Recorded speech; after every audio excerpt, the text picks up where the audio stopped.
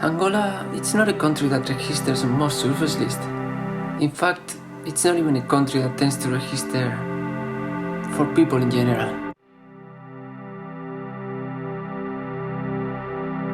I first found myself thinking about Angola years back while I was surfing in Namibia.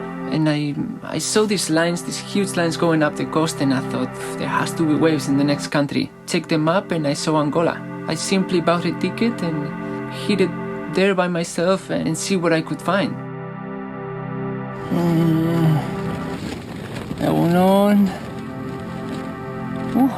Me he despertado aquí, en algún lugar del desierto de Angola.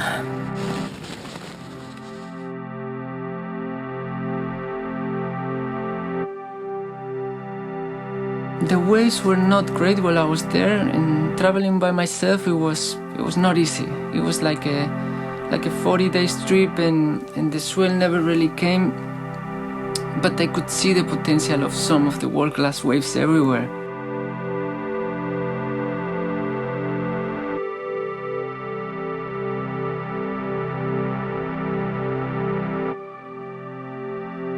And that trip gave me like a love and hate story with Africa.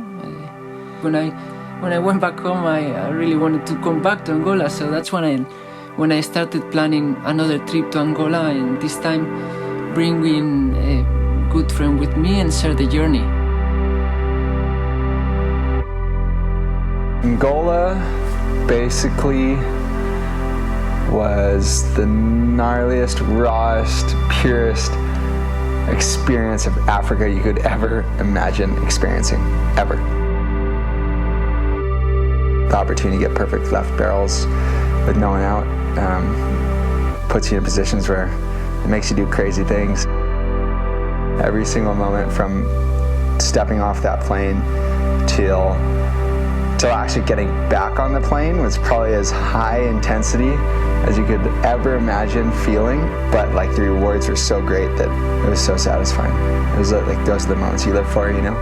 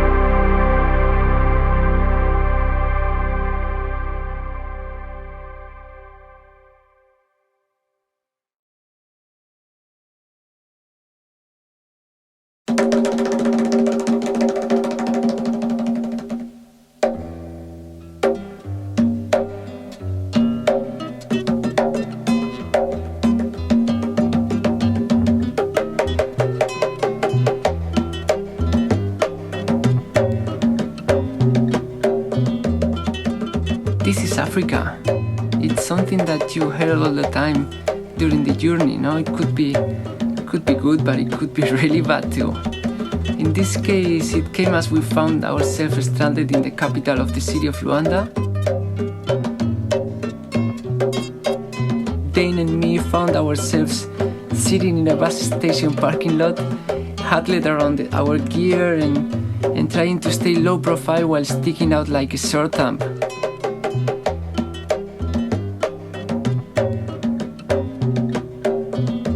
We have been traveling already 2 days, and we are stuck in the capital for nearly one.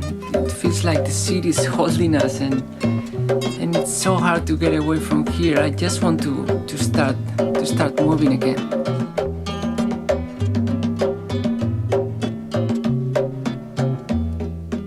The next thing you know, we were on a bus for 14 hours driving through the countryside, sitting next to everybody you could ever imagine in Angola, like squished in these tiny little seats, and I mean, it was nuts.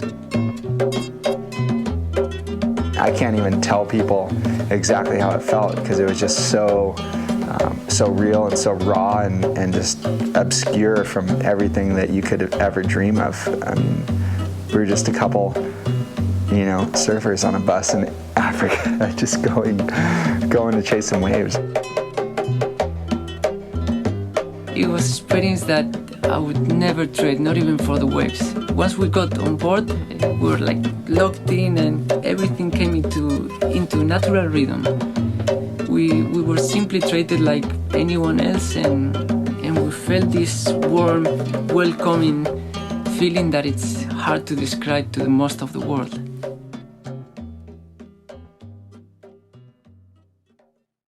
Finally, the desert.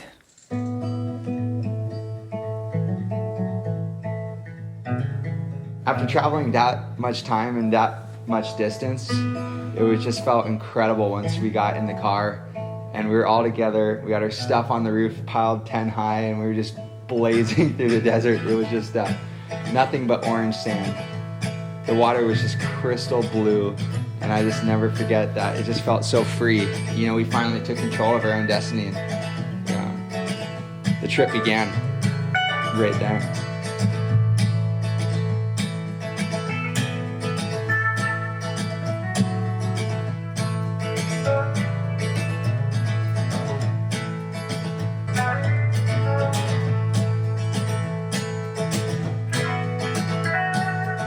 And finally, we get to the first wave, the wave that I've been dreaming about, and it never happened during the 40 days I was there by myself. And now we see this first set, and it's just pumping. It's amazing. And we were just going, oh my gosh, no way. It's gonna be on. Like, we're gonna get a chance to surf this wave and get some really good waves. So we got our boards down off the roof, and I just remember I took a first wave and it was kind of shitty, and I kicked out or wiped out, and I turned around and all I see is Kepa airdropping into this perfect barrel. His first wave.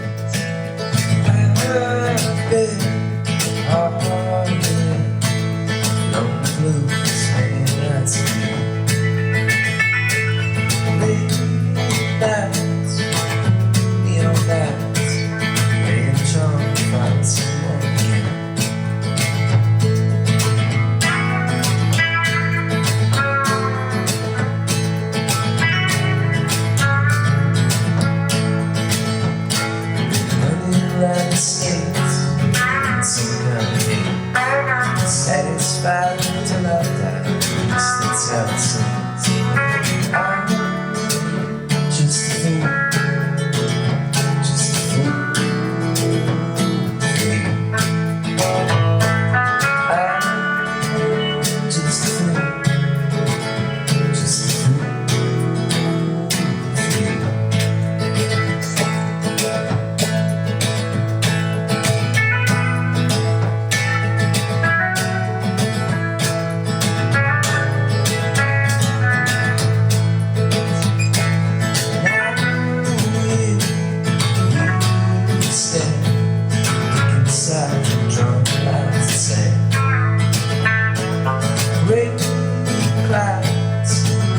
Roundabout, ways of singing all these things about.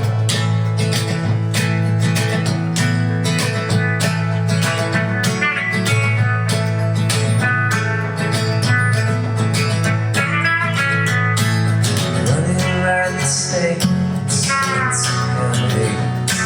it's satisfied till I die. At least that's how it seems. I'm just a fool.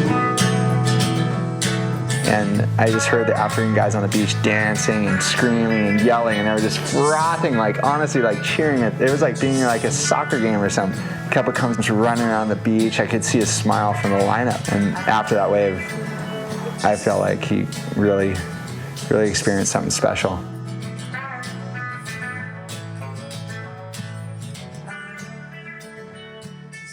We set up our camp in another perfect left point. The land is beautiful here. Empty desert stretching as far as your eye can see and running straight into the open sea. It's quiet, it's peaceful, but at the same time, the sea and the land are so alive. You see the flamingos and the dolphins jumping everywhere. At low tide, we can walk to the point and fill up our pots with mussels, the same ocean that providing our broth for our stew. It's simple living, but it's a great life.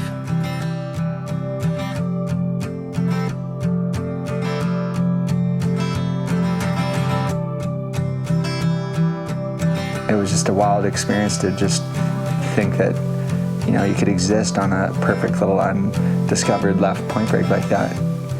And it was wild.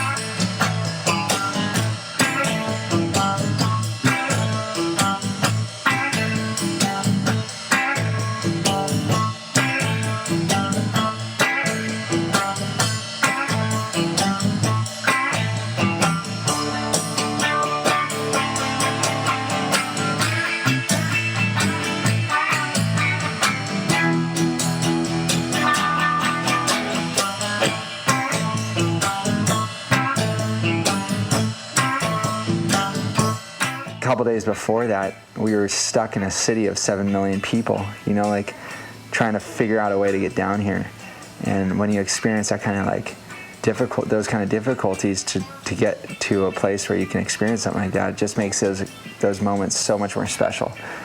There was no one around, just perfect little laughs, and we were just having the best time ever, you know.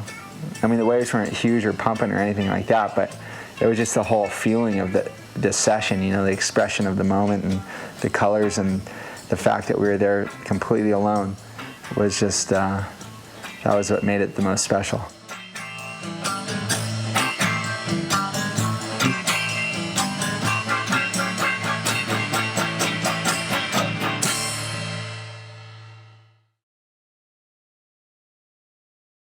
Three brothers. It's another left point, and again there's only two of us. We ended up showing up, and I just saw this perfect little sucky left. It would remind you of kind of snapper rocks, but shorter and a left. And I was just frothing off my little blonde head.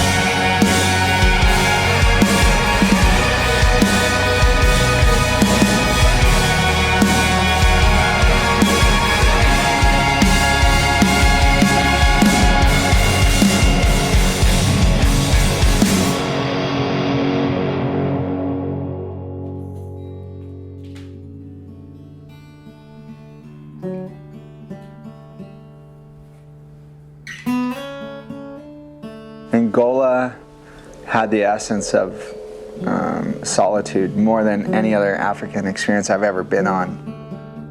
I can't believe how stoked and thankful I am that we ended up getting to experience something like that. For me, the strongest feeling here in Angola is that it's so pure. There's no one tourist here, nothing is fake. People's life is not been easy here. It's been war for so long, but when you stop and you look around, you realize that the people, they may be living a hard life, but they look very happy. They live simply and they always smiling.